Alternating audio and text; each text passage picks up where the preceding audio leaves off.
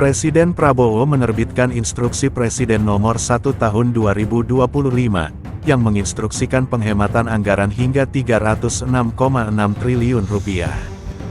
Dan kemudian ditindaklanjuti dengan Surat Menteri Keuangan Nomor S37, MK02, 2025. Efisiensi itu mengharuskan kementerian atau lembaga mengerem belanja, kecuali untuk bantuan sosial dan belanja pegawai.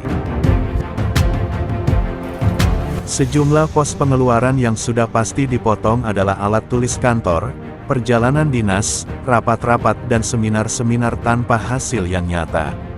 Tentu hal ini menimbulkan pertanyaan, apakah anggaran untuk Ibu Kota Nusantara di Kalimantan Timur, yang pembangunannya dimulai di era Presiden Joko Widodo, turut terkena imbas? Lalu benarkah IKN bakal mangkrak imbas anggaran diblokir pemerintah? Mangkraknya pembangunan IKN nyatanya dibantah oleh juru bicara OIKN sekaligus staf khusus Kepala OIKN Bidang Komunikasi Publik, Troy Panto. Troy justru menjelaskan bahwa tahap kedua pembangunan IKN akan difokuskan pada pembangunan ekosistem yudisial dan legislatif serta infrastruktur pendukung lainnya. Pernyataan Troy ini sekaligus membantah isu yang menyebut bahwa pembangunan calon ibu kota baru tersebut berhenti dan pekerja dipulangkan. Tidak benar ada info bahwa para pekerja akan dimobilisasi ke daerah masing-masing, kata Troy. Pemblokiran anggaran Kementerian Pekerjaan Umum IKN dilakukan karena adanya efisiensi.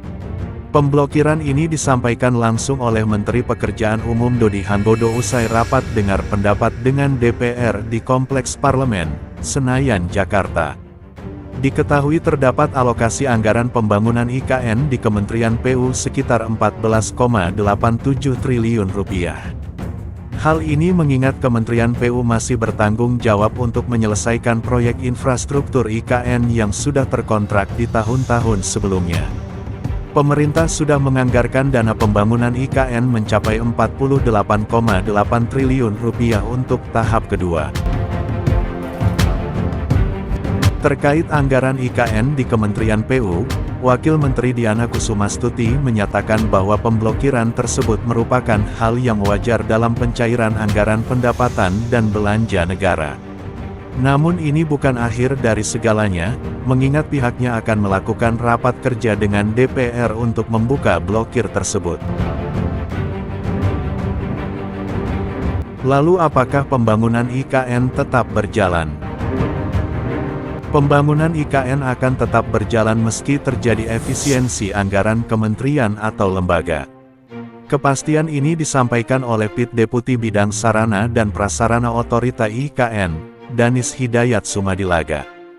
Dia bilang pembangunan IKN tetap berjalan, bahkan telah memasuki tahap 2 periode tahun 2025 sampai tahun 2029.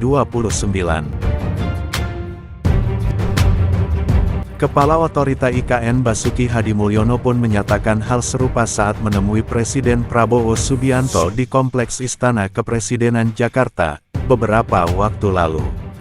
Program pembangunan IKN tahap 2 ini adalah domainnya Otorita IKN, yang ditujukan untuk menyiapkan sarana dan prasarana dengan target menjadikan Nusantara sebagai ibu kota politik Republik Indonesia pada 2028.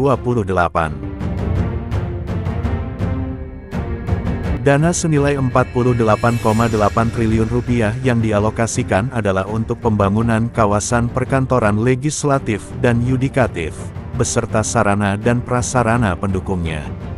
Kami bertugas menyelesaikan ekosistem yudisial dan ekosistem legislatif beserta sarana dan prasarana pendukungnya, jelas Danis. Pernyataan Danis juga diperkuat oleh Kepala Komunikasi Kepresidenan Hasan Nasbi. Hasan mengatakan jika anggaran untuk pembangunan ibu kota negara Nusantara diblokir, bukan berarti anggarannya tidak ada. Dia kemudian mengingatkan bahwa Presiden Prabowo Subianto berkomitmen akan meneruskan pembangunan IKN. Bahwa selama 5 tahun ke depan, Presiden punya komitmen untuk meneruskan pembangunan IKN dengan biaya yang sudah disebutkan.